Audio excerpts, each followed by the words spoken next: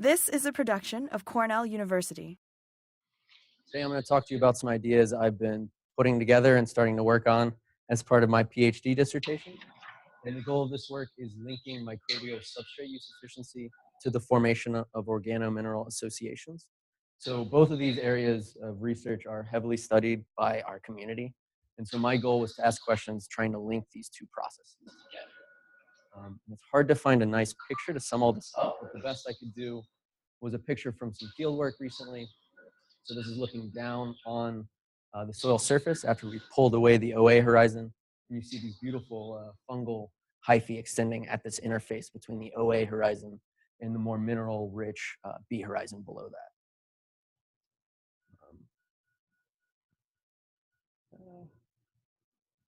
You know how I advance this?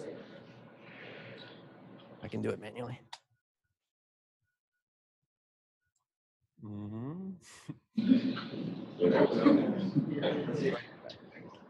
Okay.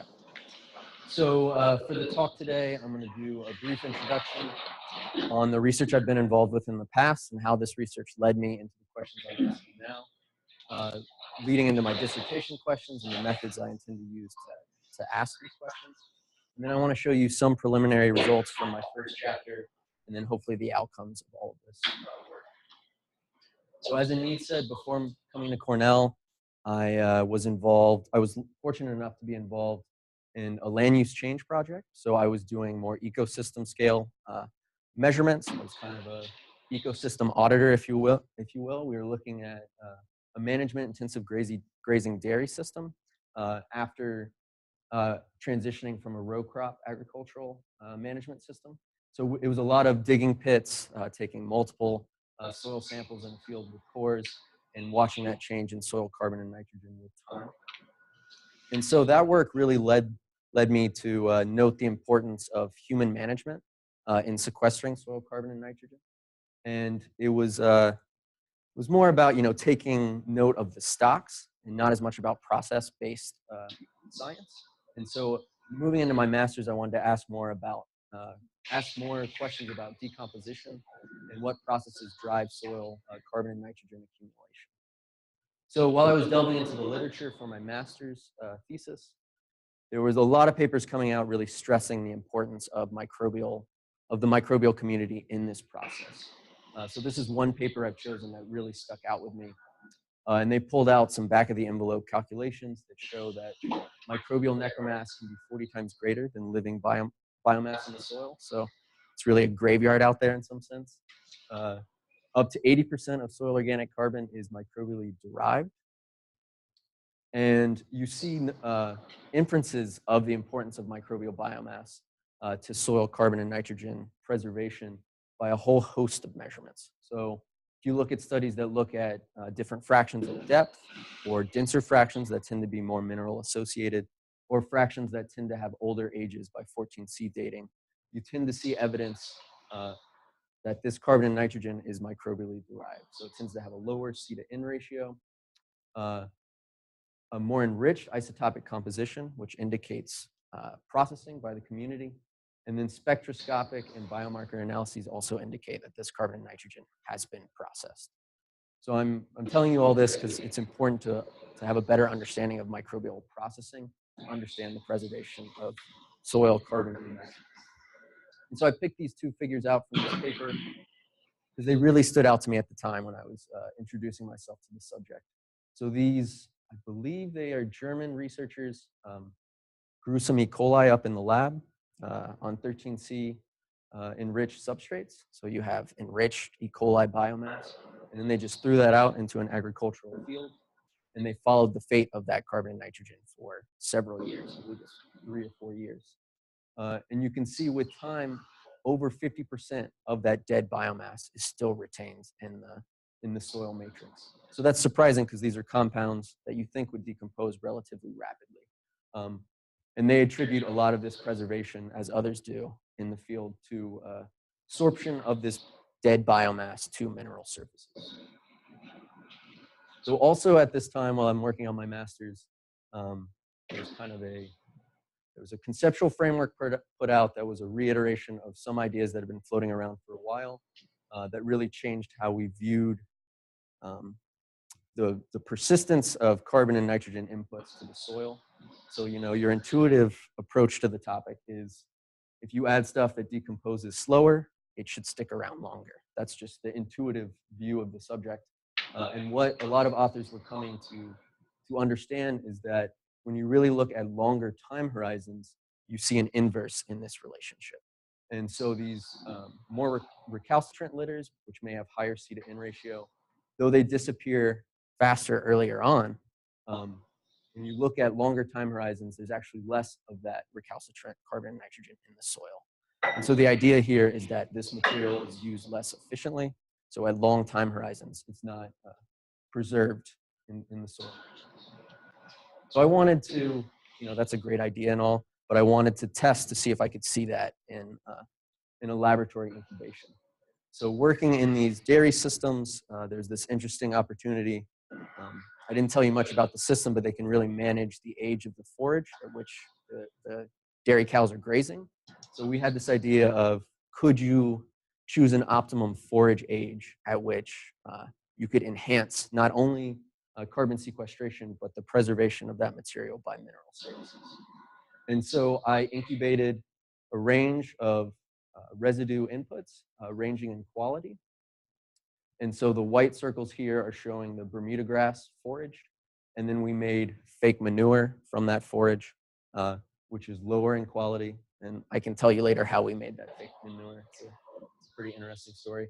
And what I incubated that in the lab at optimum conditions.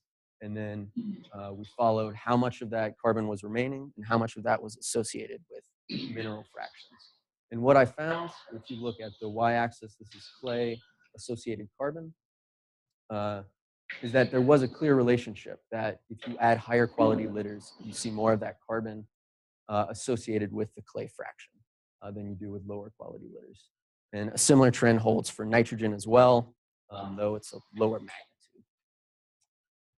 And so moving into my PhD, I wanted to continue looking into this topic, but at a much finer scale and at a molecular scale. And so to do that, we first have to think about, what do I mean by carbon use efficiency? I've said it many times, I haven't defined it. So to do that, I'm going to use a cartoon. So don't cringe too much, microbiology people in the audience. But this is a bacterial cell. If you can imagine it in the soil environment, it's surrounded by all of these compounds that it might use to grow, right? But a lot of these compounds, it can't assimilate as they are, right? They're too large to transport across the membrane. And so depolymerization reactions are needed to cut these larger molecules into smaller monomers or dipeptides, smaller molecules to transport across the membrane. But so at any one time, you can think these low molecular weight compounds make up about 10% of the carbon and nitrogen in solution. So they're a very small fraction. And you can imagine also that some microbes may not have the ability to produce the extracellular enzymes to depolymerize these larger molecules. But anyways, there's a small fraction that's readily available to the microbe. And it may choose one substrate to grow on. It may sequentially move through low molecular weight substrates as it grows. And it may use several substrates simultaneously. Right?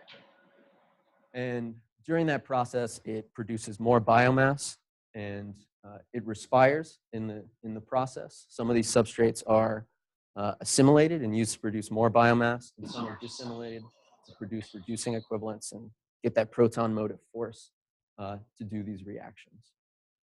And so if we want to think about how efficiently the carbon is used to make new biomass, we can simply calculate the carbon in the microbial biomass versus the amount of carbon that is moved through the system in this process.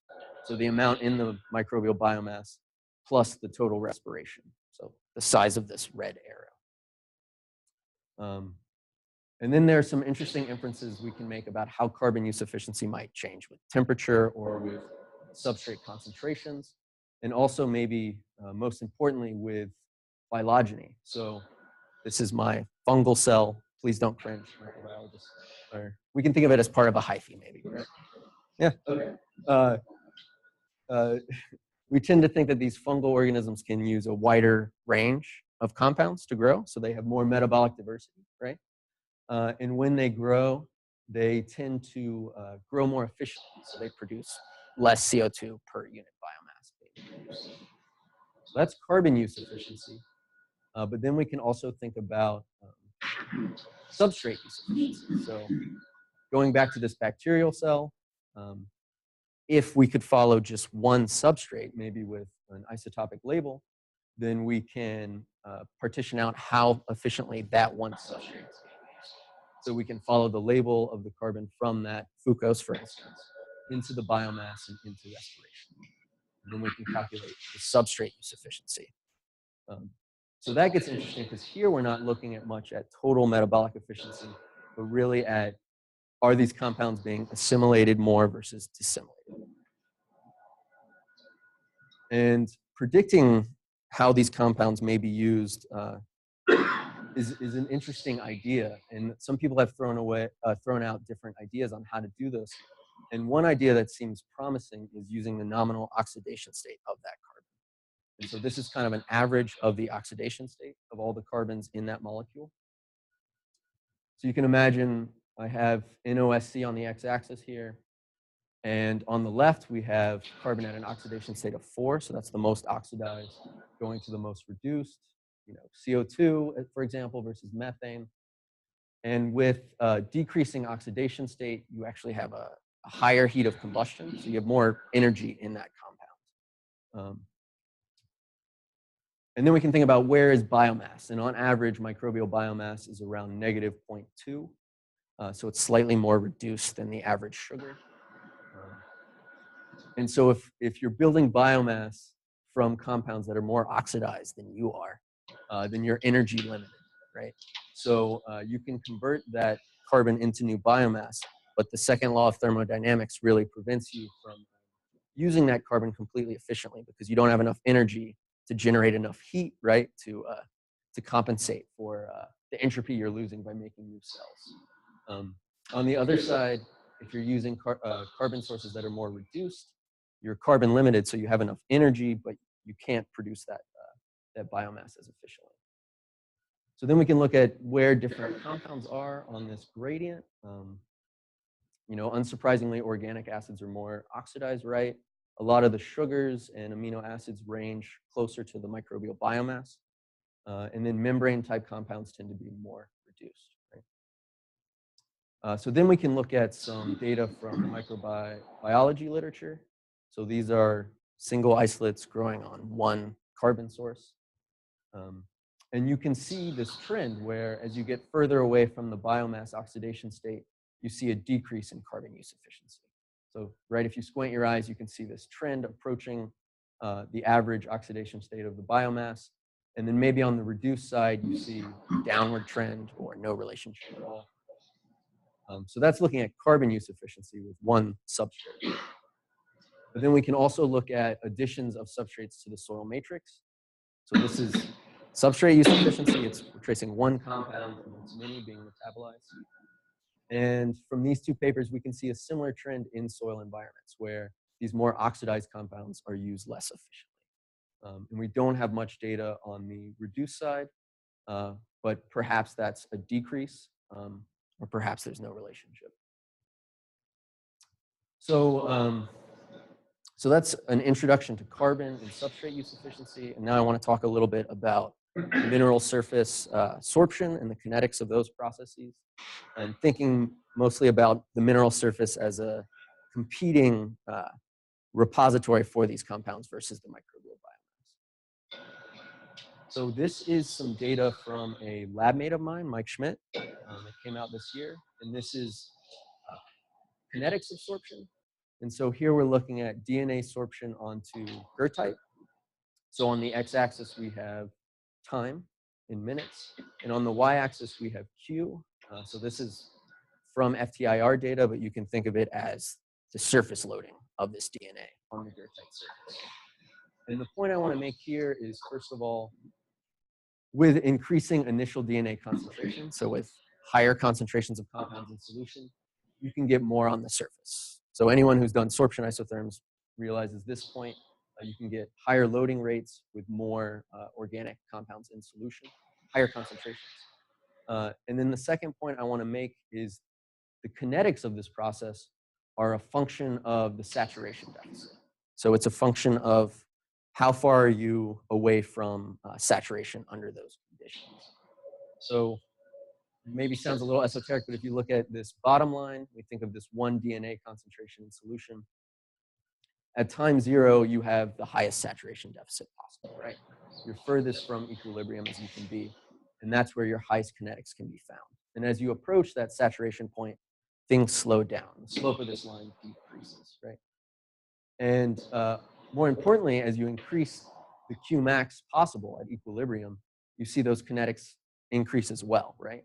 So if you have a higher Q max, looking at this green line, you have higher initial kinetics, right? You can see that there's a much higher slope initially. So what I'm pointing out here is that saturation deficit really drives how well the surface can compete for these low molecular weight molecules. And so then you can try to think about, well, when might a microbe outcompete a mineral surface for these compounds it needs to grow, right? So early on, kinetics are really high if you have a high saturation deficit. So maybe the mineral surface can outcompete the microbe. If you're already at saturation or close to it, there's a higher chance that the microbe can outcompete the mineral surface to get these compounds. So you can think, these boxes aren't really showing up. You can think early on, right, that perhaps metabolism isn't as important because the mineral is outcompeting the microbe to sorb. Whereas in these middle phases, understanding how efficiently the microbial metabolism is processing these compounds might increase in importance because it can outcompete the mineral surface, and there's still some saturation deficit left, right? So if it does process that carbon efficiently, there's still room for that biomass to be sorbed after the fact. And then in the last phase, you're already at Qmax. So if you metabolize the substrates efficiently or not, doesn't matter because none of it's going to stick, right? In simple terms.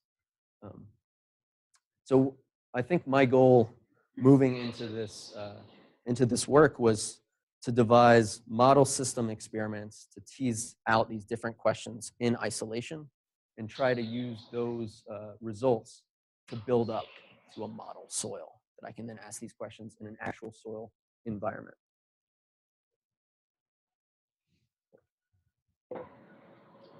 So to show you one more schematic, I'm looking at how efficiently different compounds are being used, whether the clay fraction or the biomass can outcompete, which one can win this competition for these substrates. And then lastly, does the saturation deficit, so how much loading of organic material is on this clay fraction, does that influence the importance of substrate use efficiency in determining carbon and nitrogen loaded on the mineral surface? So for my hypotheses, I think that nominal oxidation state may be a useful tool to predict how efficiently these compounds are metabolized. And I think the shape of that bell curve may change depending on the phylogeny of the organism you're talking about. For uptake kinetics, I think mineral surfaces will outcompete at higher saturation deficits, so when they have less carbon and nitrogen loaded on their surfaces. And then lastly, I think differences in substrate use efficiency will only be important at middle saturation deficits. So I've talked about a lot of things here in the abstract, and I think it's important to kind of bring this into a real context. So I'm trying to build these model systems, but I'm trying to build them in the context of a soil profile. So I chose a field site at Arnott Forest. It's a hemlock hardwood dominated forest stand with an inceptisol below it. The earthworms haven't gotten here. There's a pretty thick OA horizon still.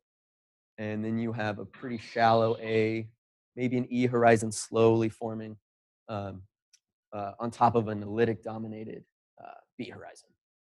And so this is the real world context I'm building these questions within. And the idea is I'm in some way simulating the pulse of a rainfall event. So organic rich soil solution percolating downward where you have this competition between mineral surfaces and the microbial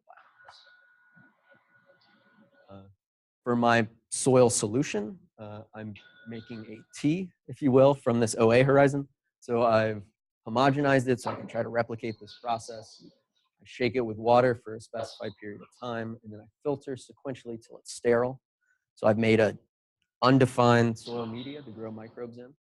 And then what I've tried to do, it's not easy, is trying to define that in as many ways as possible, right? So I can do crude measurements of total carbon, total nitrogen, and phosphorus, measure reducing sugars, amino acids, and then right now I'm using proton NMR and HPLC mass spec to quantify individual substrates of interest.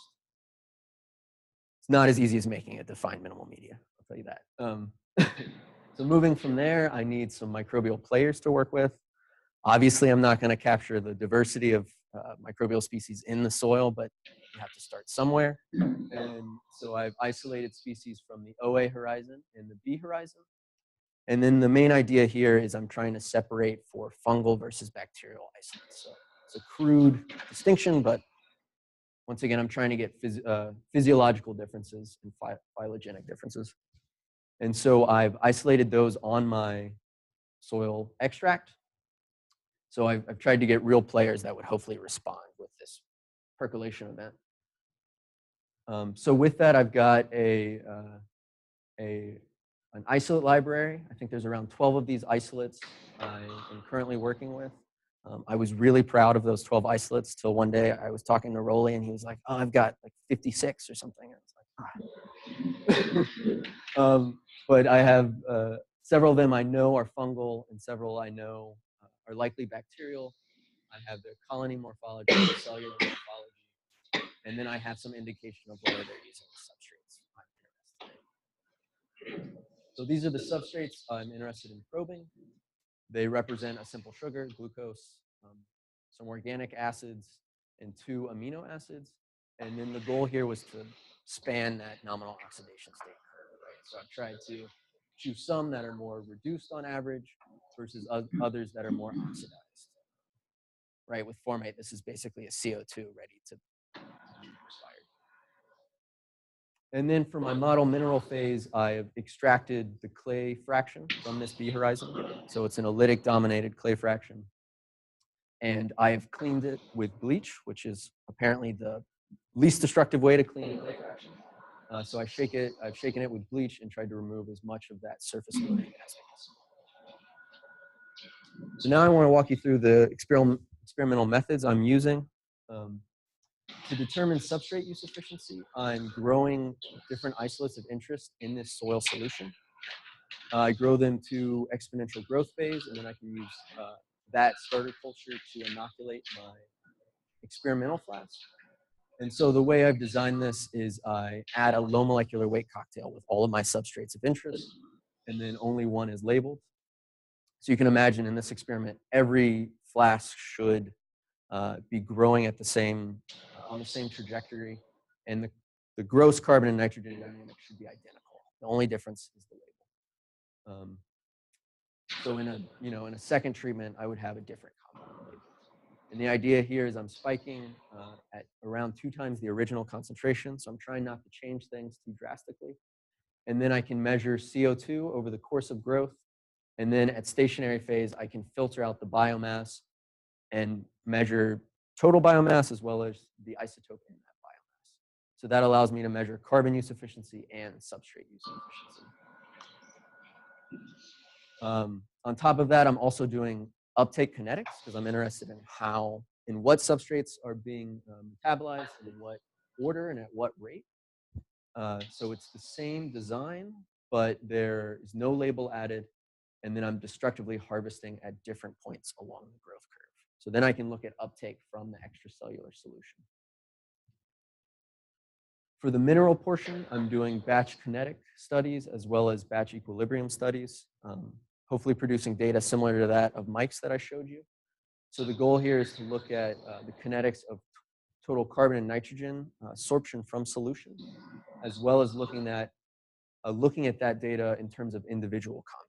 So here's where I can look at competition between microbial uptake and mineral sorption. So here's a picture of this clean clay. And the idea is from the batch sorption experiments, I can look at saturation behavior at different soil solution concentrations at equilibrium.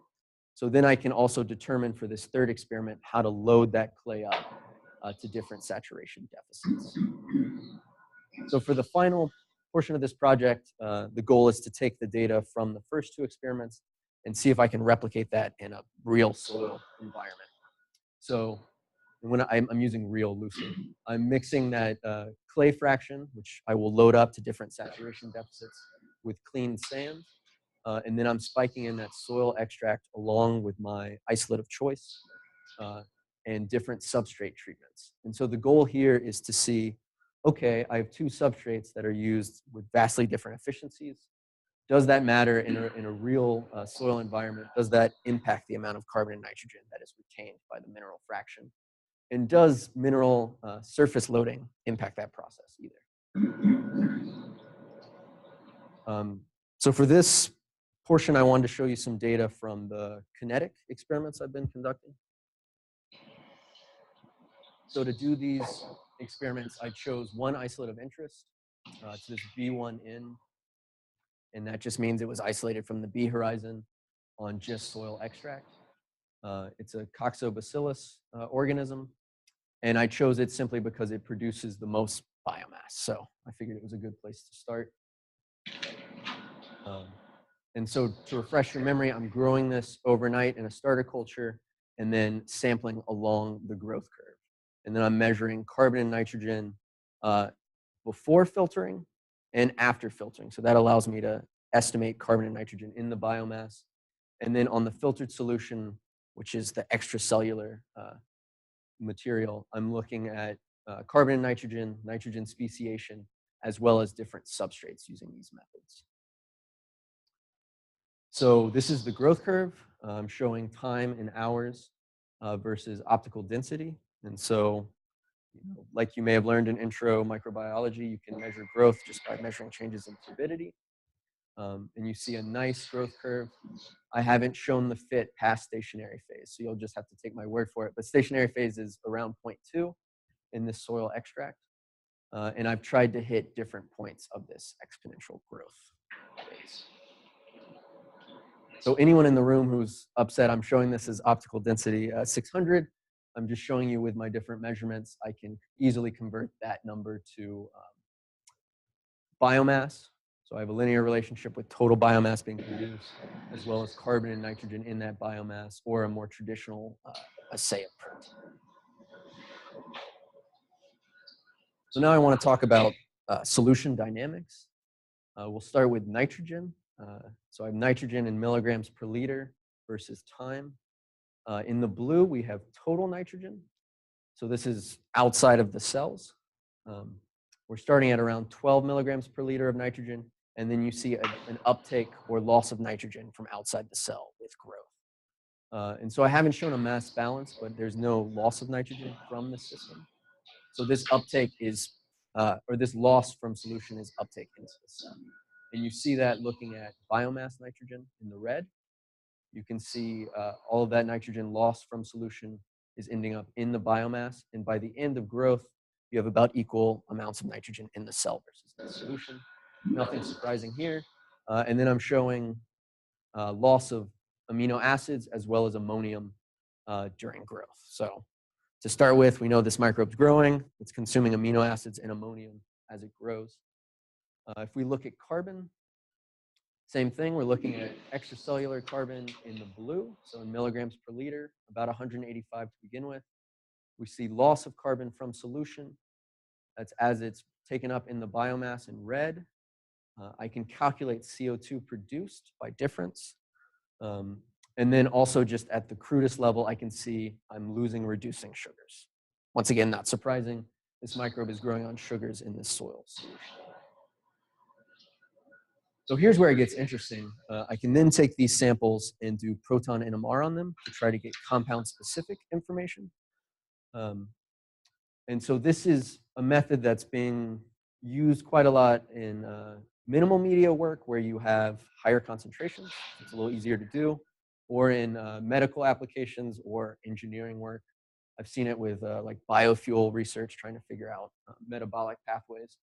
But what I have to do is I have to take the soil extract and concentrate it 30-fold because I'm right at the detection limit. So, and then I get this spectra. So I'm showing chemical shift here on the X. Intensity is arbitrary here. And I got this data from the Cornell chemistry unit, and I was very excited about it. And they thought it was the worst spectra they'd seen in a long time. But the goal here is I can choose peaks that are not overlapping with other compounds. And then I can integrate them and compare them to a standard to quantify them. And so the real beauty of NMR is I don't need a standard for every compound.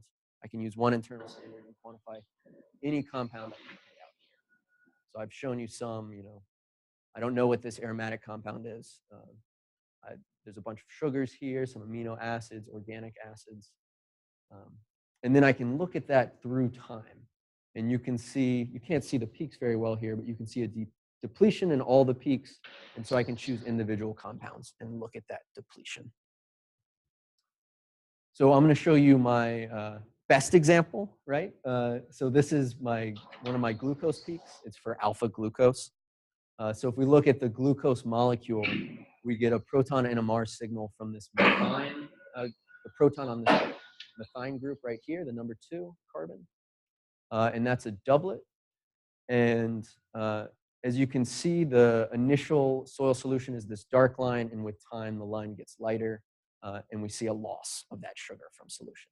So I can integrate this area and quantify that out into micromoles of glucose. And you see this nice sigmoidal uptake curve. And so that's a good start, right? That matches with my expectations. And then not only that, it's in the right magnitude. So it looks like I'm probably doing this right? So the red curve is total reducing sugar, so that's multiple sugars. And this is just my glucose peak. And I should say this glucose peak is the alpha glucose plus the beta glucose. So that's one example. And then where this gets even more interesting is I can fit that sigmoidal uptake using a 4-point sigmoidal curve. And so I can extract a T50 value. So that's the point at which half of that compound is being uptaken from solution. And then also I can get a usage width. And then I can convert that to whatever I'd like. But what I like to show is 90% and 10% of compound uptake by the microbe. So here's an example for ammonium, right? I can pull out a T50 value and a usage window, which here is really tight because this ammonium is rapidly uptaken. So what gets interesting is I can then overlay that on the growth curve and start to think about in what order are substrates being used by this microbe. And so here are some early examples from this NMR work where I can see that valine and threonine are being used much earlier than glucose. Glucose is being used later than the average of all the sugars. So there are some sugars being used earlier than glucose. And then what gets interesting, and this is maybe an aside from my main questions, is I'm also intrigued to think about, can we predict substrate use efficiency just by where it is used in the growth curve? So if we look at the same experiment, I can calculate carbon use efficiency, shown here on the y-axis with time. And you see an increase in cumulative carbon use efficiency with growth. So this microbe, by stationary phase, has used the carbon with about 40% efficiency. But if I calculate the instant carbon use efficiency over these intervals, you see that looks somewhat like it may be a bell curve, right? So there's this idea that maybe the compounds being used right at the inflection of growth are being used most efficiently, which gets interesting because that means I should be able to predict the substrate use efficiency just by in what order those compounds are being used. So that's a little aside, but is another question I'm thinking about. So moving forward, I'm conducting this similar experiments for my fungal isolates. I'm conducting the isotope work right now with the different substrates, and then using this data to hopefully build up to that final model soil experiment. So the outcomes of this work is to test the role of phylogeny in carbon use efficiency, test the predictive power of nominal oxidation state for predicting substrate use efficiency, and then also testing the impact of saturation deficit on the formation rate of these mineral organic associations. So I think all of that summed up is, when is microbial metabolism important for the formation of these mineral organic associations? And then lastly, there's some hope that this may provide some guidance to modelers. None of these parameters would be directly usable by a model, but it may give some guidance on the magnitudes of these parameters and the relationships. And some of you are thinking that's crazy, who models at this scale? And people do. This is a model from DOE where they're explicitly trying to build in fungal versus more heterotrophic aerobic bacteria and modeling specific compound classes. So I think my interest is to look at this scale, questions at this scale, and try to provide parameters towards those who are thinking at this scale. So with that, I'd like to acknowledge you guys for bearing with me and listening to these ideas, my lab group, the NMR facility, the Buckley lab, and my funding sources. So thank you very much.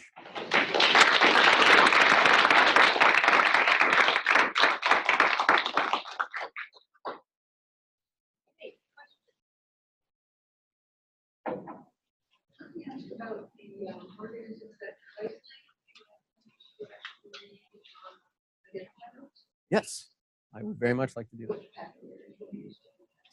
that. I would hopefully do 16S or 18S. I don't know physically how I would do that yet, but that is the goal.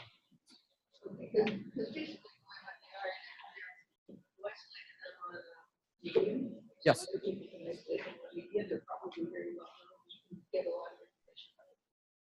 Exactly, yes. Questions? Daniel Buckley, nice to see you. So when you have your framework of sort of more oxidized or more reduced compounds, and sort of your hypothesis is based, that the metabolism and the efficiency is going to change with oxidation production. And then you're kind of setting up the experiment to prove that by having different substrates, right? Or at least to see, see if it matches expectations. What if you took a different approach and tried to falsify it by doing something like having a molecule that the organisms might have different efficiency for, but maybe the oxidation reduction doesn't change, like glucose and cellulose, right? Yeah. The oxidation reduction is the same, but the microbes' ability to encounter that and use it is going to be dramatically different, right? So if you found very different carbon use efficiency on glucose versus cellulose, would that falsify your hypothesis? No, I think it would just, let me try to go back real quick. So first of all, oh, I lost this.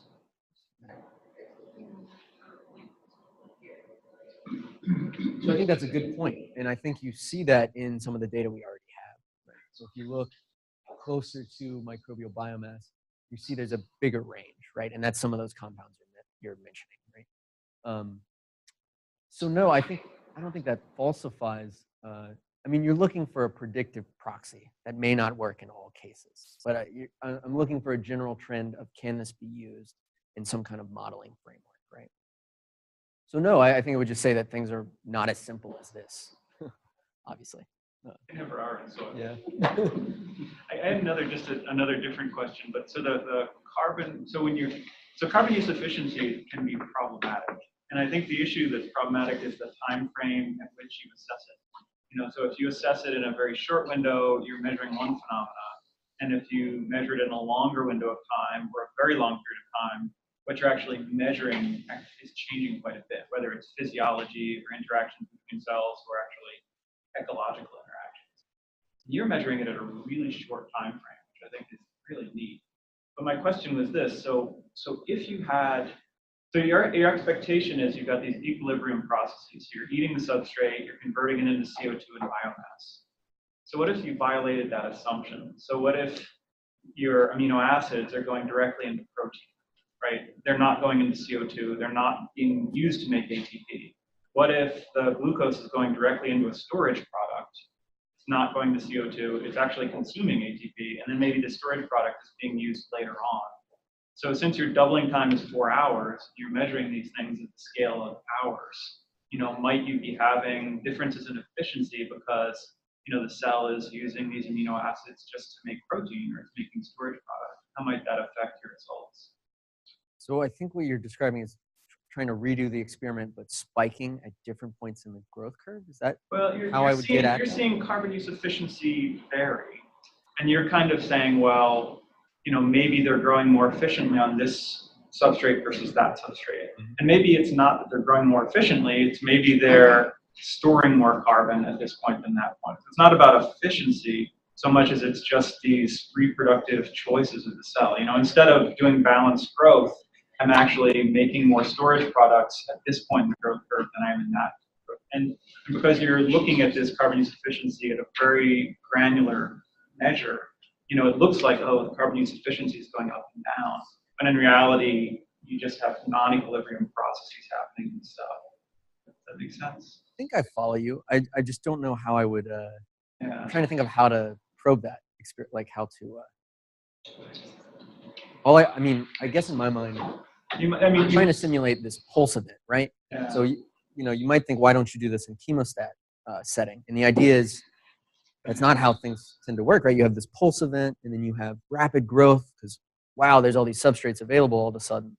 So in some sense, that's what I'm trying to mimic. And I guess maybe you could test it with a more defined medium instead of a soil extract. So you grow them on glucose, you grow them on glucose plus amino acids. And if you have a systematic difference with one versus the other, then it's telling you that something's different about how that amino acid is used. Oh, okay. I see what you're saying now. I think there is some evidence looking at single versus dioxide growth.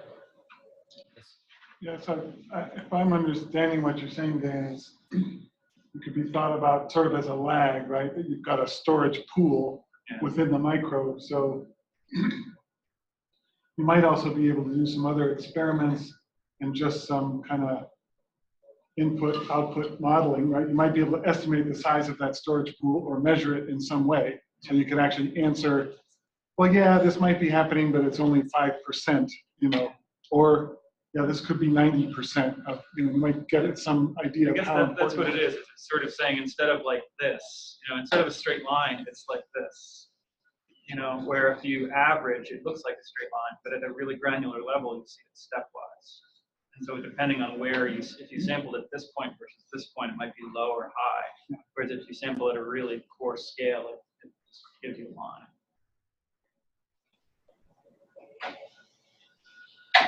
These mineral organic saturation models, like I know you brought up some model at the end, talking about sort of chemistry and all that. Do they count for absorption sites that will be occupied by live active microbes that might interfere with the rather chemical absorption genetics? So looking at this model, I'll pull it up so we can.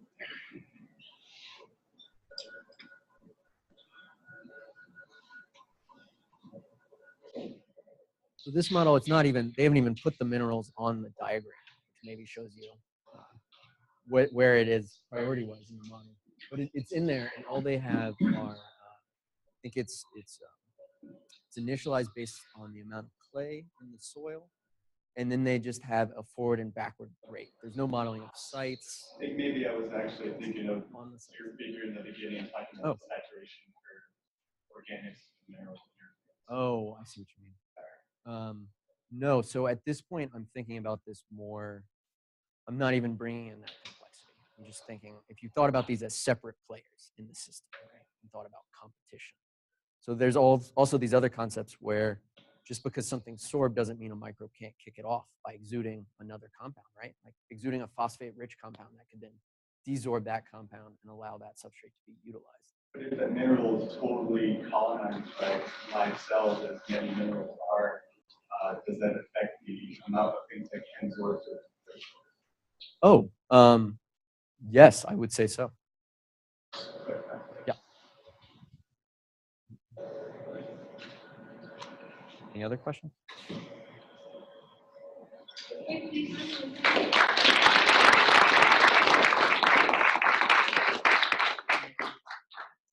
This has been a production of Cornell University, on the web at cornell.edu.